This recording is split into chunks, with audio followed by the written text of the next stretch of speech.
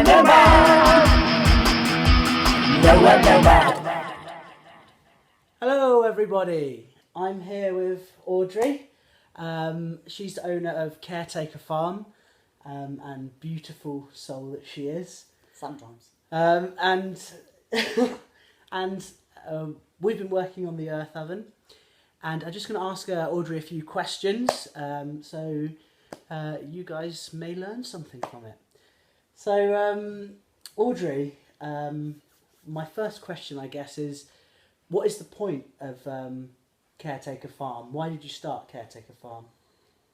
Well, there's several parts to this. I wanted to give something back to the earth. I've had a heavy footprint in the world in my life. I've driven a car for a start, and I've eaten food that's been grown, and I've lived in buildings that have got materials from the earth, and I've worked in jobs with air conditioning and blah, blah, blah, blah. And I wanted to set up a place where people could come to learn practical skills for sustainability. I wanted to create a forest to give back to the land. We called it Caretaker Farm, my mother and I, when we came here, because we see ourselves as caretakers. The land's going to be there long after we're dead. Caretakers of nature. Yeah, well, kaitiaki in Maori, kaitiakitanga is where you're caretaking, you have a responsibility for the earth and caring for the earth. And so part of Caretaker Farm's philosophy is that we are caring for the earth. When I came here, there were no trees, the land was very sick. And in the 27 years I've been here, we've created a forest. Well, it's bloomed, doesn't it? Yeah, we've got gardens everywhere, and the land's much more happy now, and you can feel the peace and tranquility of the place. We've got gardens with food. We're aiming for self-sufficiency, although that will never really be possible in the sense that we cannot grow everything here, unfortunately. We can grow a lot of things, but some things we just don't have the land for it, and we don't have the environment to grow some of those things. Yeah. So self-sufficiency is a wonderful aim, but it's unless you simplify your life and are prepared to give up some things, then you will never able to be completely self-sufficient, I think. I guess my second question then is, how important do you think self-sufficiency is for the future? Well, I think it's not just about self-sufficiency. I think we need to look at how we use resources. We need to think about our disposable and consumable society that we live in. We need to think about recycling. That's what I've done a lot of here on this farm, is a lot of recycling. Yeah. There's lots of materials that are out there that are available. It's the most terrible thing. If you should see all the timber that is wasted, it takes years to grow a tree. It takes years to grow these things that we just throw away with no thought of being able to use them again. I have a son-in-law that's produced beautiful furniture using a recycled material. We've used bottles at our earth oven. We've used materials on the farm that would normally just be burnt to actually create garden beds.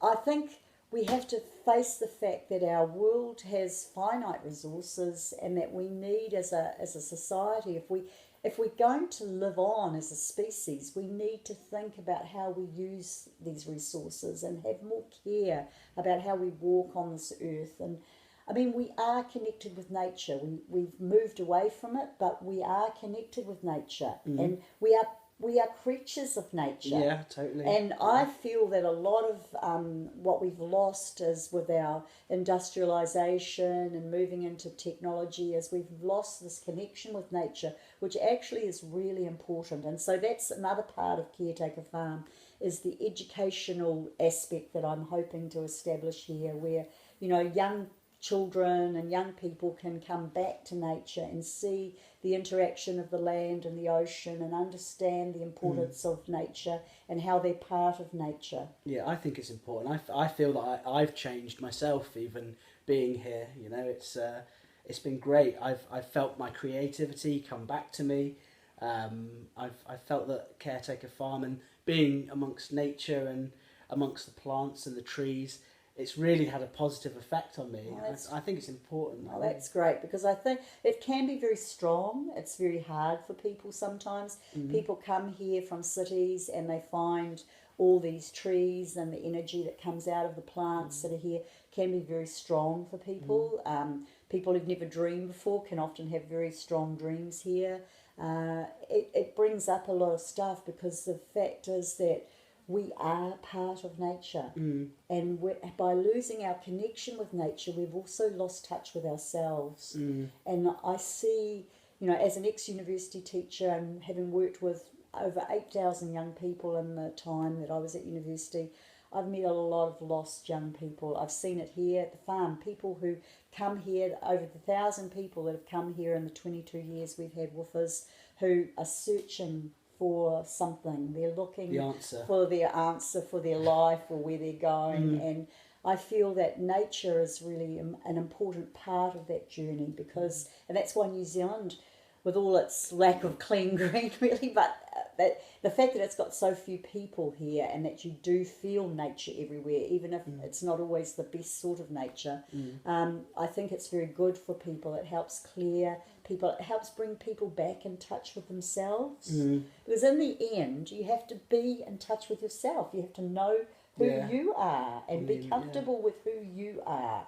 So if Caretaker Farm can help in that process through educational programs and courses, through the search for self-sustainability, for giving a model and an example of how you can live, that you don't have to live a complicated life, you can live a simple life, then that's a good thing. Brilliant. Yeah. Well, thank you very much, Audrey.